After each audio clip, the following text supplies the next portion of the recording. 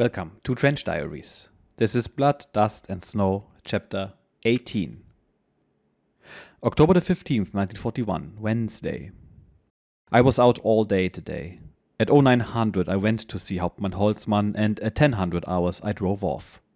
Through the snowstorm I managed to get here until Voss, the old slob, somehow managed to break the windscreen on the driver's side, and the gust of snow and wind hitting his face ended any chance of getting any further. The snow crystals have cut our eyes quite badly, and now I can hardly write because of the pain. Here in Vyazma I first visited the 78th Infantry Division to inquire about their local road conditions, and when it got dark there was no use continuing our journey.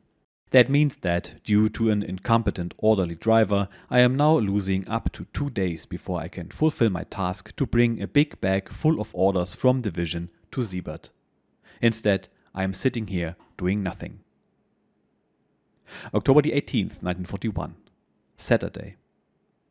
With my Kübelwagen I am standing in front of the Dnieper Bridge on the road to Moscow. The big concrete Russian bridge has been blown up, and there are masses of traffic queuing in front of the new crossing. Supplies from the front have priority, while I, a little sausage of a liaison officer, am forced to wait for hours before I can resume my journey. I am in the middle of 3 rows of queuing vehicles. 3 days ago I came from the other direction, and since then I have hardly slept or eaten, and I am dog-tired. And to think I had taken my task so seriously. When I reached Workshop 1 of the division, Hauptmann Schreiber had already arrived before me and done most of the jobs. Hauptmann Schlotmann does a lot of work in that workshop. He knows of the division's concerns and understands them well. I'd better not tell him what Siebert said, or he might commit suicide out of despair for the desolate fuel supply situation. Desolate is a new favorite word of Hauptmann Schmöhle, whom I met on the way. God, the man has some problems, and he doesn't even realize when one is taking the piss out of him. With all the jobs the division gave me, I returned to Siebert after I had visited Workshop 1. Guckel, the adjutant, informed me that Oberleutnant Siebert has been transferred to take command of Regiment 33. The regiment was based in the Ostmark, in Wien-Mödling, and was equipped with Panzer IIIs and IVs.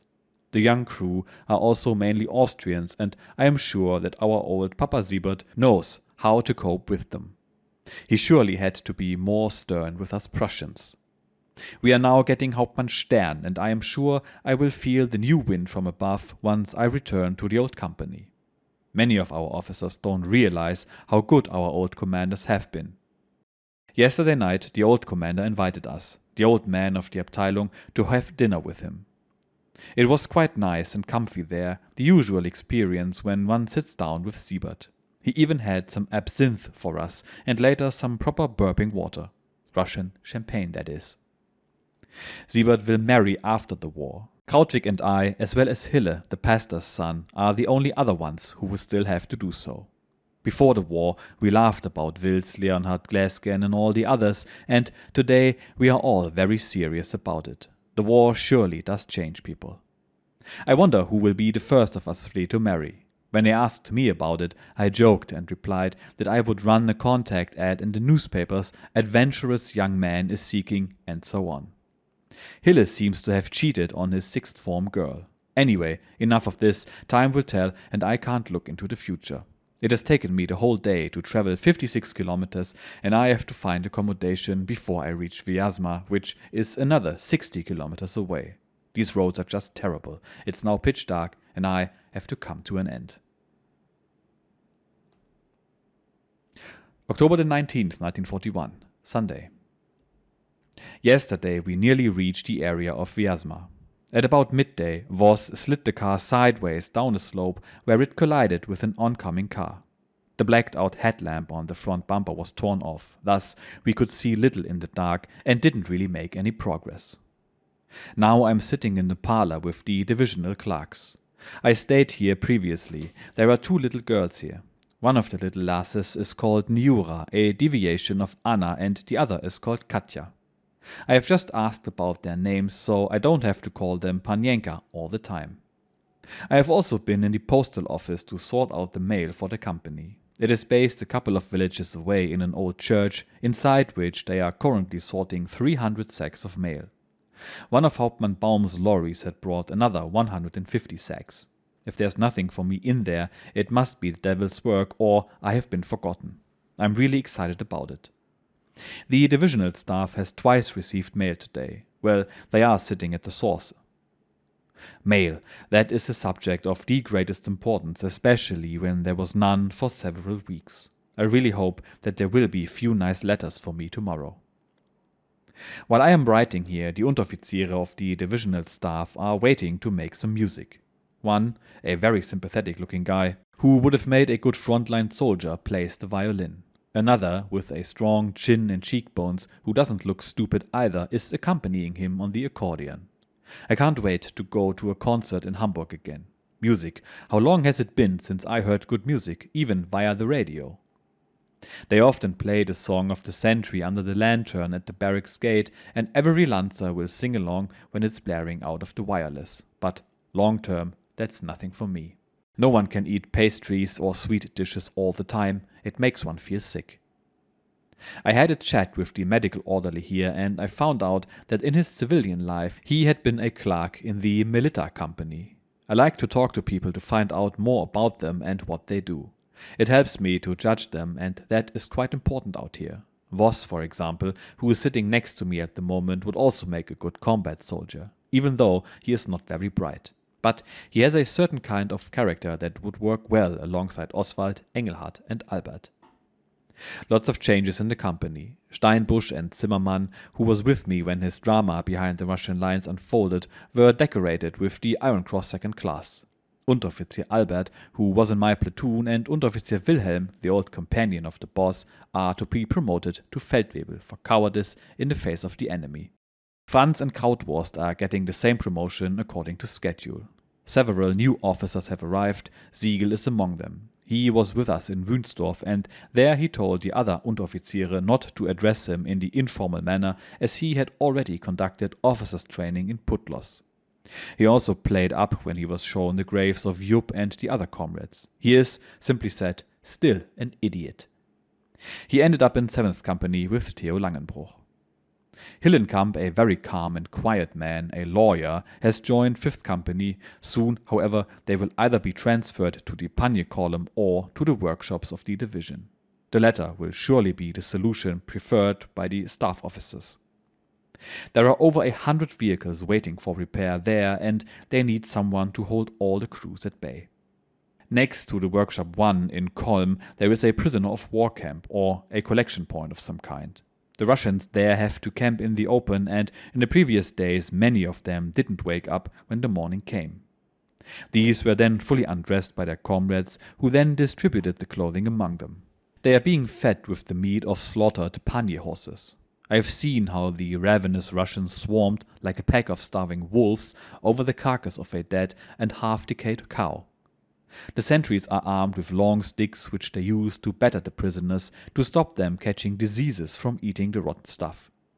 I feel sorry for the prisoners, but on the other side, the Russians show such laziness and lack of organizational talent that it does make me angry as well. In Alfakovo, for example, they let the potatoes rot in the field, and they didn't go to cut firewood, but broke down the village fences and barns instead. The men, mostly old Rasputins, don't work at all.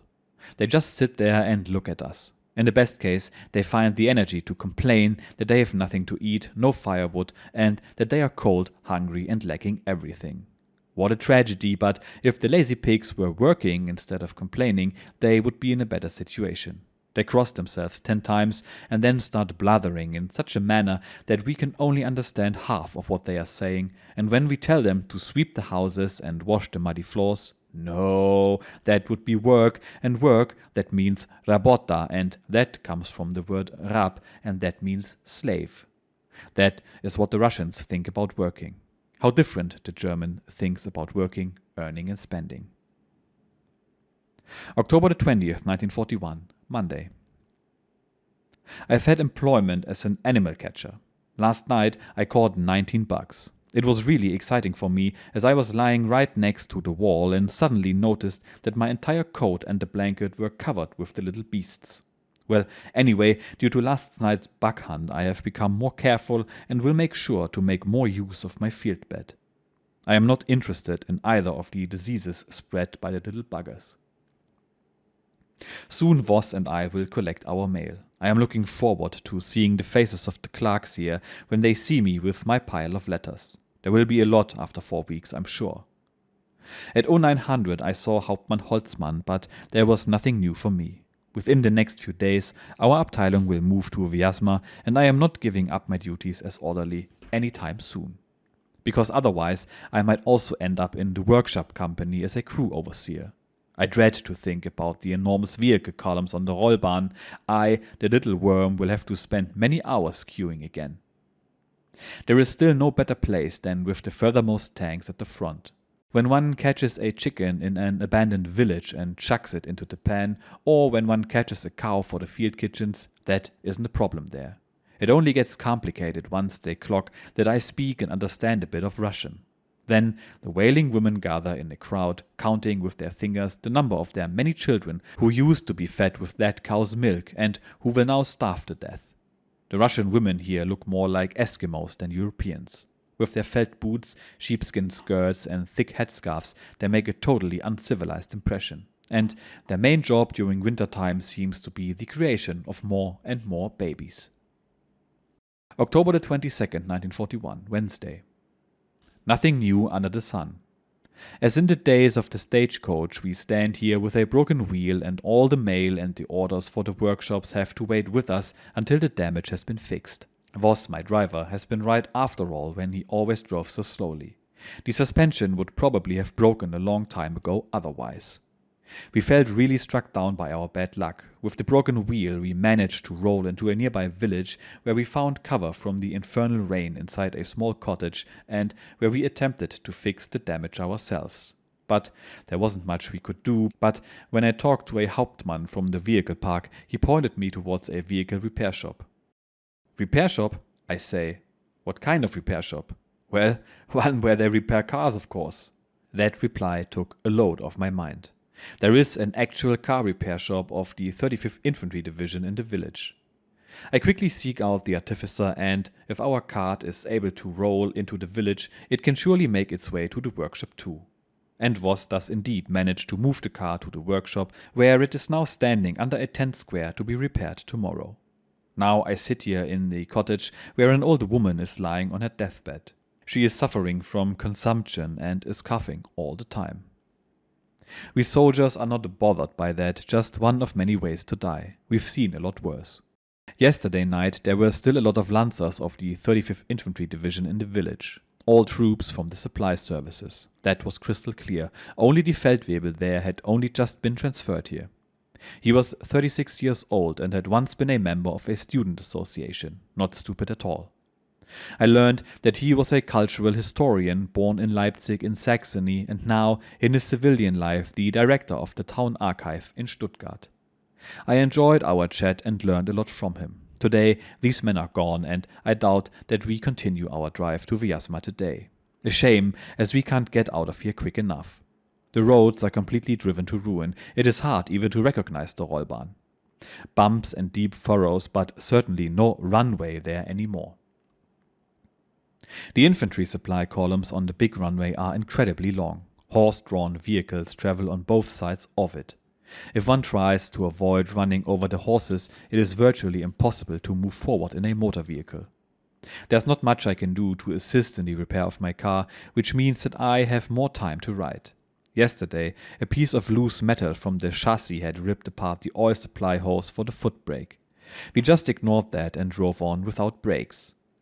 Whenever we needed to stop, Voss just pulled out the ignition key and the car immediately became stuck in the muddy road. Outside, a bit of the autumn sun is shining through the clouds. If there was peace, one could take a lovely walk through the leafless forests. I can't help wondering if in the future Theo Langenbruch or Wilhelm Lope are taking a weekend stroll with their wife and children. Will they ask, "Is that forest clear of the enemy?" Or, "Are you sure there is no anti-tank gun in there?" That makes me laugh. I am sure that Willem will teach his son How to deploy his troops properly, what is the right way to approach a forest, how to make use of the terrain, and what good defensive positions looks like. But when will that be? When will we drive on German ground again, and when will I get my next period of leave? If it continues like this, we will have to celebrate Christmas with the Russian families. Or will our division be spent enough to be pulled out of the line? The artillery has already been fused together. Our own regiment has been turned into Kampfgruppe Löwe. The 28th Infantry Division has only recently withdrawn over the Rollbahn and is now to be transported to Smolensk. And when will our turn come? Hauptmann Anhalt is on the way to Kshazk to find quarters there. Our Oberst with his now unemployed staff has been made town commander of Kalinin, and our division is securing that area there. The left wing cannot advance any further because there is no fuel. There we were with Reinhard, while Guderian, also without fuel, was forced to watch the Russians pack up their stuff and evacuate Moscow. The infantry is putting its trust on the motorized troops, while the motorized troops trust that the infantry will sort it all out. The infantry, however, with its horse-drawn units, is not making much progress either. When will the ring around Moscow be closed, and who is going to close it? Now then, little man with great concerns, it will all work out, and it is going to happen soon. When will the real winter come, and when will I be returning home? October the 23rd, 1941, Thursday. Just now there are 4 girls sitting in the farmer's wife's parlor. They've kept me from writing. One of them had been a young communist, a typical Slav, but the sprightliest of them all, and she even knows a few words of German.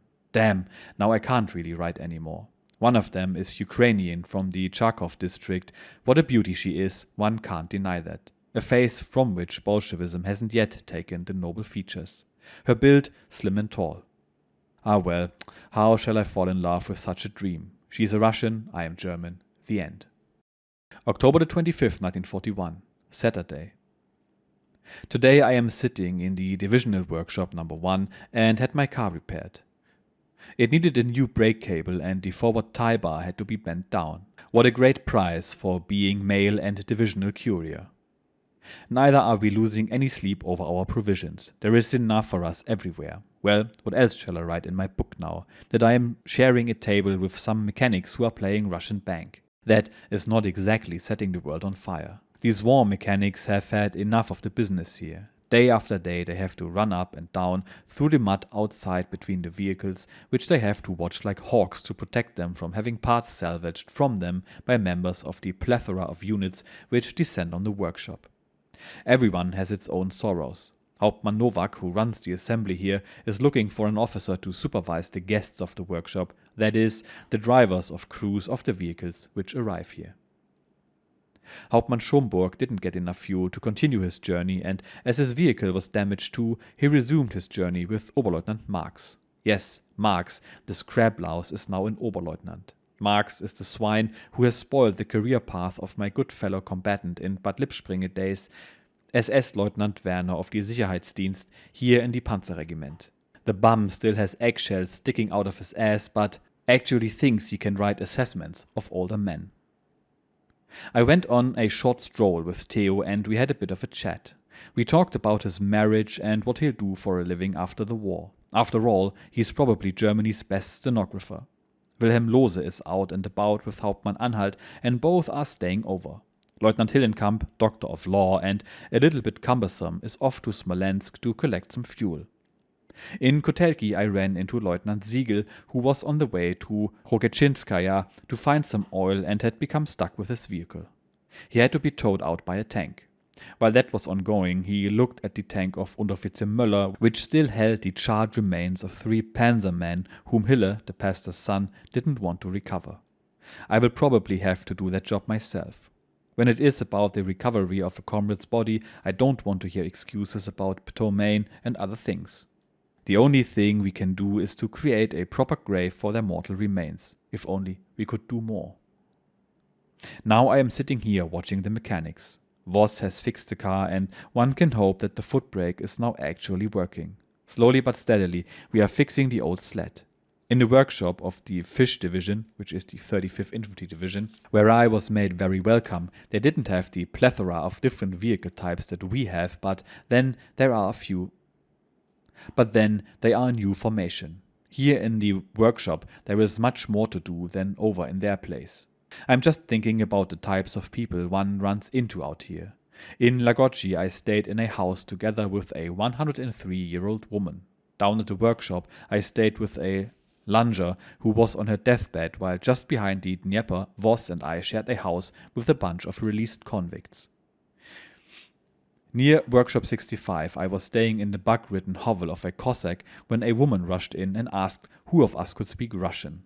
And then she shared her troubles with me. Her husband had been imprisoned for 6 years. Her father had been in prison for over 10 years, and now, aged 79 and broken in body and spirit, he could not work anymore. She didn't look bad, and her 4 children weren't exactly starving either. I have to think about yesterday night when we stood at the Dnieper and how we cheated our way past the 12-kilometer-long column of vehicles queuing up on the bridge. I had taken off my coat and stood on the footboard in my black uniform and with all gongs well visible. I had the pistol in my trouser pocket and the handle of the 08 was sticking out. And thus all the pursers and NCOs must have thought, "Oh, this guy comes from the front and might just be rough-mannered enough to shoot me down when he feels angered." Whatever the case, no one dared to stop me and let me pass, even if it took a lot of shouting and cursing. That way, I even managed to get to the front without asking the bridge commander, a Hauptmann of the infantry. I just crossed by joining Nebelregiment 52, which was just going over at the same time. In the darkness, I then drove towards the north, continued for about 5 kilometers and found myself a place to stay. Anyway, enough for now, the electric light will be switched off soon, the generator is needed for charging. October the 26th, 1941, Sunday. Last night it started to rain and since then the pitter-patter has not stopped. Dear me, I am stuck here and can't go out any further. Just like that, the roads have become unusable.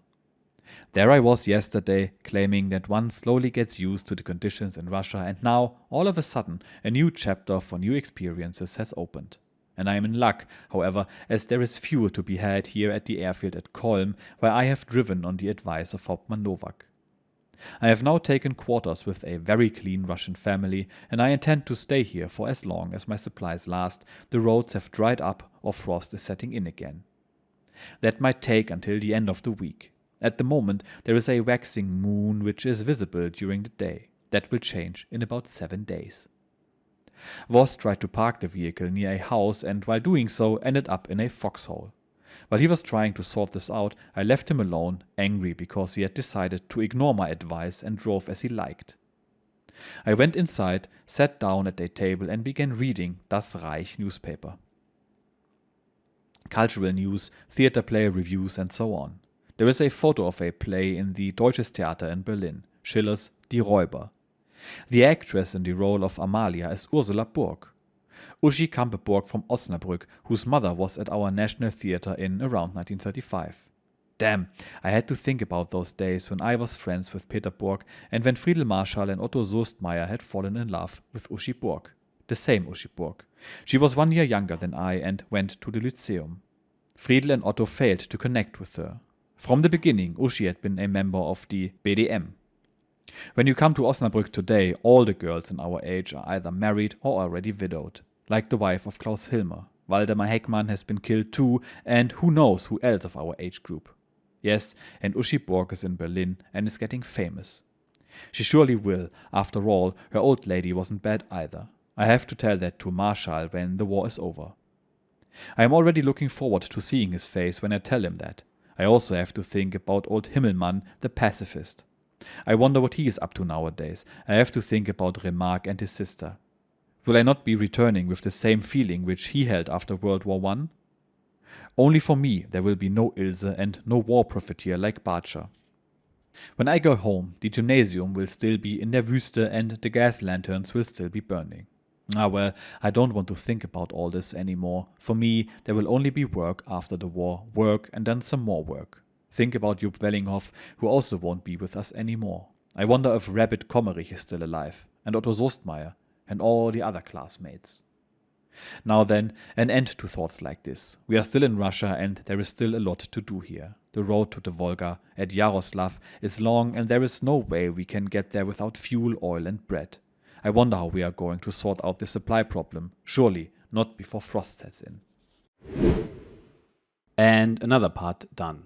Again, we see that war is dangerous even if you are not at the front. Apparently, the driver of our man here was a bit shit and his driving almost killed them both multiple times. Another interesting part was the experience in the divisional workshop, where it appears there was rampant parts theft going on. We all know about the legendary countershaft transmissions of Panzer IVs and Vs breaking constantly, and I'd like to believe that there were elaborate heists going on in these workshops for replacement parts. At the same time, we already see the logistical situation deteriorate quite rapidly, with soldiers having to practically scavenge for petrol across the whole front line. This does not bode well. On a lighter note, he's developing a crush on a tall and slim Ukrainian girl, but his political conviction immediately shuts down his urges. What a shame, as you know, Ukraine produces a lot of pretty girls, and it probably was the same back then. Anyway, winter is coming and our author has lost all hope of ending this operation by Christmas. We'll see how he manages in the next episode. See you then. Cheers. Bye bye.